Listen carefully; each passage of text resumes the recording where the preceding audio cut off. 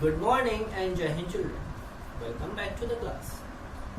Let's have a look first at our homework questions. The answer of the first question is 26 upon 77.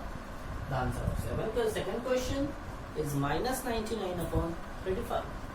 The answer of third question is 35 upon 24. And answer of fourth question is 7 upon 12.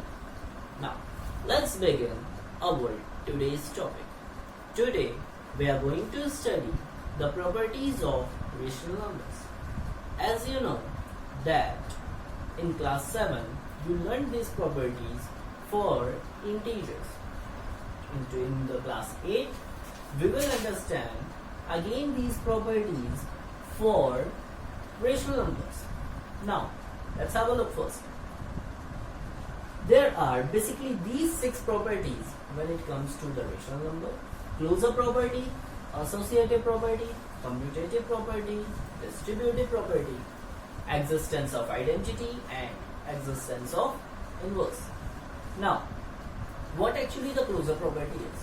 Closure property means that whenever we do any mathematical operation on rational number and the answer is again a rational number, then we will say that the rational numbers are closed under whichever operation we have applied, that is addition, subtraction, multiplication or division. In the same way, when it comes to the associative property, we will discuss that while applying these operations on any 3 rational numbers, whether the rational numbers can be grouped in any order or not. If suppose A, B and C are 3 rational numbers, then either we add A and B first and then we add the result to the C, or first we add A and C and then we add the result to the number B, whether the result is same or not. If the result is same, then we will say that the associative property holds good for rational numbers under the operation addition. What the commutative property is? Commutative property tells us that whether the 2 rational numbers can be operated in any of the order or not. That is, if A and B are 2 rational numbers, so A plus B could be equal to B plus A or not. If A plus B gives the same result as B plus A, then we say that the rational numbers are commutative for addition. When it comes to the distributive property holds good for rational numbers in 2 ways. First, for the multiplication over addition, and second, for the multiplication over subtraction. Now, let's have a look at this chart. This chart simply tells you that which properties holds good over which operations. You can clearly see closure property holds good over addition, subtraction, multiplication and division, all 4 operations. When it comes to the commutative property for rational numbers holds good only on addition and multiplication. The subtraction and division operations do not follow this property. When it comes to the associative property, again only addition and multiplication hold good for rational numbers. And when it comes to the distributive property holds good only for the addition and subtraction. And that also when we multiply over addition and subtraction, like you can see, A plus in bracket B plus C equals A plus B, A into B plus A into C. In the same way, when we replace the addition sign with the subtraction sign, we get AB minus AC. So, when it comes to the existence of identity, identity could be of 2 types. Either it could be of additive identity or it could be of multiplicative identity. As in this example, you can see when we multiply 2 by 3 plus the number 1, the answer is again 2 by 3. So we can say that 1 is the multiplicative identity. It means that whenever we multiply 1 to any rational number, it does not change its value. When it comes to the additive identity, again you can see that suppose when we are adding 2 by 3 with 0, what the answer we get? Answer is again 2 by 3. It means on adding 0 to the number 2 by 3, which is a rational number, again we get 2 by 3.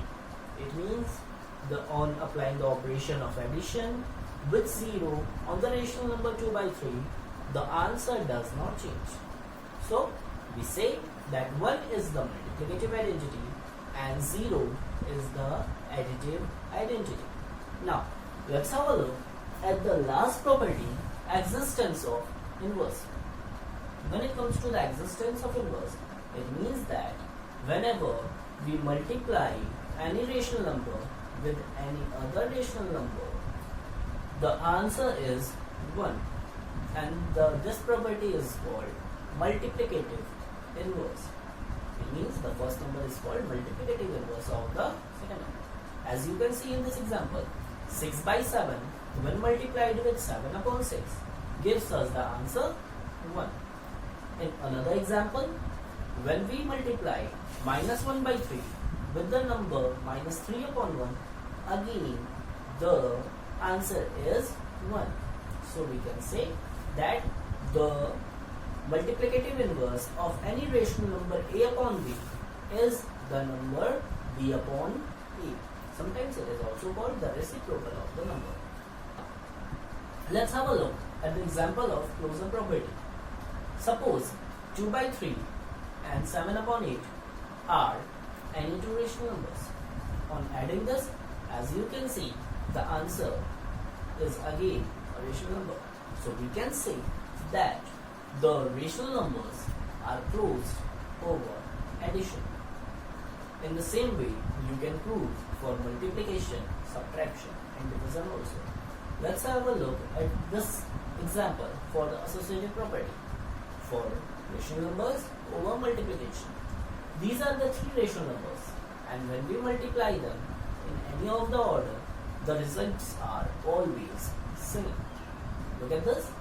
When we multiplied first two numbers and then we multiplied them, the result to the third number, it does not make any change if we group them in any other order. Let's have an example on the commutative property. On adding these two rational numbers in any of the order, the answer is again a rational number. And the best thing is that the answer does not change whether we multiply in any of the order or whether we add in any of the order to any two rational numbers. When it comes to the distributive property, again have a look at this example. Whether we operate them as a into the bracket b plus c or we operate them as ab plus ac, the result does not change. So in this way you can understand that which are the properties which holds good for rational number and which do not. Now let's have a look at one misconception. Difference between rational numbers and fraction. There is a very slight difference when it comes to the difference of rational numbers and fraction in their definition. Let's have a look.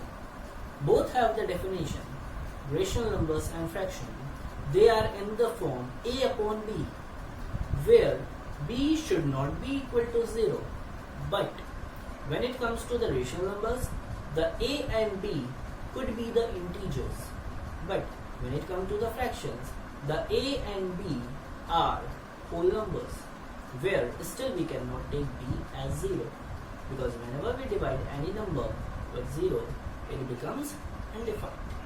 Your today's homework is to solve NCERT exercise 1.1, and if you have any doubt, please let me know. Thank you and Jai Hind.